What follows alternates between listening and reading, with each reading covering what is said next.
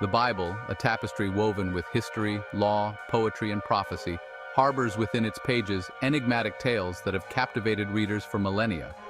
Among these mysteries lies the account of the Nephilim, figures shrouded in intrigue and speculation. Mentioned primarily in Genesis chapter 6, verses 1 to 4, the Nephilim are described as mighty men and men of renown, born from the union of the sons of God and the daughters of men. This cryptic passage has given rise to a multitude of interpretations, each attempting to shed light on the identity and significance of these enigmatic beings.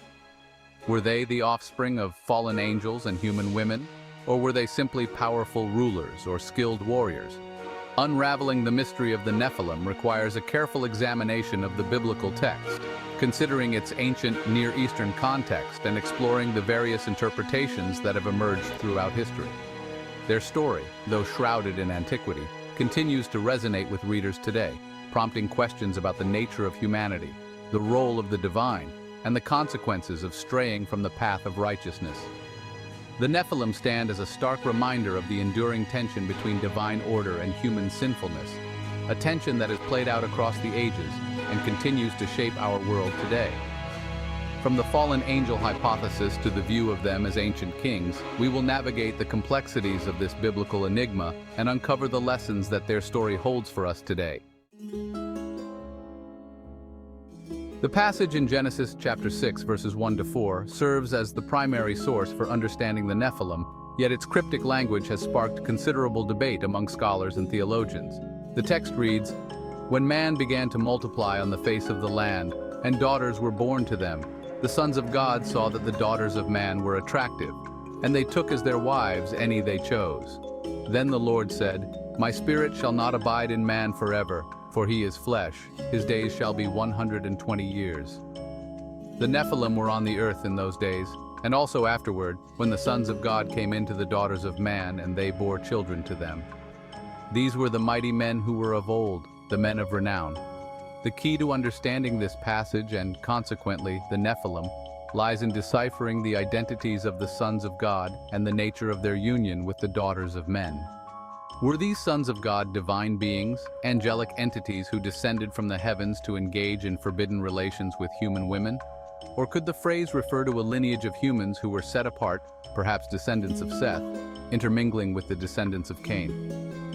The interpretation of these verses has significant implications for how we understand the Nephilim, their role in biblical history, and the message their presence conveys. By carefully analyzing the biblical text and its ancient context, we can begin to unravel the mystery of the Nephilim and grasp the significance of their story. Now, perhaps the most widely known interpretation of Genesis chapter 6, verses 1 to 4, particularly in popular culture, is the fallen angel hypothesis. This view posits that the sons of God were, in fact, angels who rebelled against God and descended to earth, lusting after human women. Their illicit unions produced the Nephilim, a race of giants who corrupted the earth with their wickedness and violence. Proponents of this interpretation point to several supporting arguments. Firstly, the term sons of God, B'nai Elohim in Hebrew, is used elsewhere in the Old Testament to refer to angelic beings, like in Job chapter 1, verse 6, chapter 2, verse 1, and chapter 38, verse 7. Secondly, the text emphasizes the attractiveness of the daughters of men to the sons of God, suggesting a deliberate act of rebellion and lust. Finally, the subsequent verses describe the wickedness and violence that filled the earth, culminating in God's decision to send a flood to cleanse the world. This sequence of events, according to proponents of the fallen angel view, suggests a direct link between the arrival of the Nephilim and the escalation of human sinfulness. This interpretation carries with it a sense of cosmic drama, a tale of angelic rebellion and the corruption of God's creation. However, it is not without its critics. Opponents argue that the Bible clearly distinguishes between the angelic and human realms, and that angels, being spiritual beings, are incapable of physical procreation. They also point to other interpretations of the term sons of God within the Old Testament, suggesting it could refer to a lineage of humans set apart for God's purposes. Well, this is certainly intriguing, but that's a wrap for now, folks. It was a 5-minute exploration only, but we hope you enjoyed, and please don't forget to like and subscribe. Most importantly, you make sure that you have a great day.